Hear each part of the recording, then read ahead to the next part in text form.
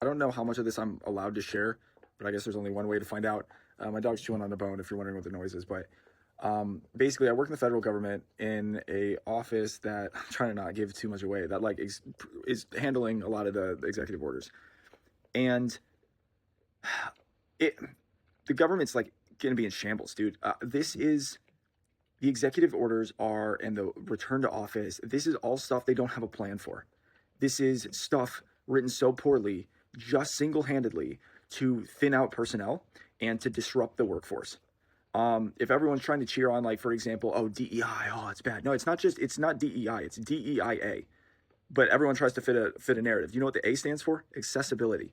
Do you know what one of the repercussions of that executive order is? It is pulling down any document, any web page or anything with any of those four words on it.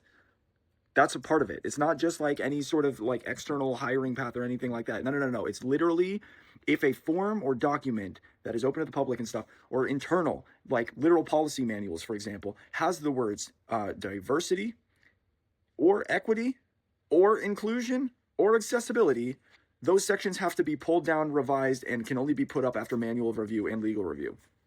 I'm not even joking. Do you know what has a lot of those words in it? Tax forms. Do you know what's happening in this season? Taxes. That's right. That's not even just that. The back to work stuff, it is single-handedly, not because of productivity. No. Productivity shot up when we had telework and remote work. It's actually dropping, and it's a problem. They don't have the physical space for the staff to return to the office. They are trying to force people and reassign people to different field offices. They don't have the space. There was no plan before these executive orders went into effect. I'm watching it. I'm dealing with it. Then on top of that, getting rid of remote work, getting rid of telework and everything like that, they are trying to have people resign so that they can get rid of government positions. And what is the end goal, you might ask? Because they're also firing all of the new hires. Not every single one yet.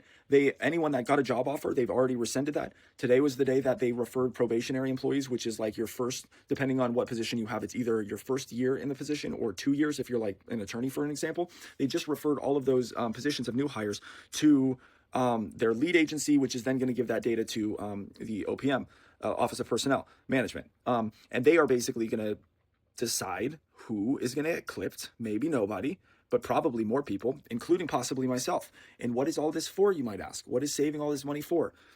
You want to know what it's for? You want to know what shredding the government is for? It is because our politicians, specifically Trump, Elon Musk, Doge, but Republicans as a whole, are gearing up to give another round of tax cuts to corporations and the ultra wealthy. And they can't do it on the current proposal because we are now at a point where corporations and the ultra wealthy are paying so little in taxes, and a good portion of them are already paying absolutely nothing in taxes and are instead getting refunds literally out of our pockets. We might as well just say, Amazon, I gotta pay Amazon $1,000 for nothing in return. Literally, that is what is happening right now. It is so egregious that they are trying to not cut the Pentagon, not cut defense spending. They are cutting the literal fabric of our government. And social services, Medicaid is on the block. Like these programs, it's going to be felt throughout the country. It is. It doesn't matter if it's the TSA. We've already seen ridiculous lines. It's because people have been fired. Parks, like literally the amount of government, it could be sanitary, like as in like trash collection and stuff. It can be as much as, the DMV, passports, USPS, USPS. And like all of these government things that you don't realize on the day-to-day, our government organizations, they are all going to be affected. This is going to not only directly impact people that work in the federal government, but everybody in the country. You think voting was bad before. Oh my God, dude. And I get mad because like this is the flexing of executive power.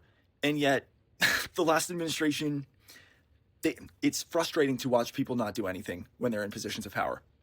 And this is a perfect example of what it looks like to flex that power, but for all the wrong reasons and in all the most horrific ways. And that sucks. I hope you enjoyed watching my face change different colors from the TV.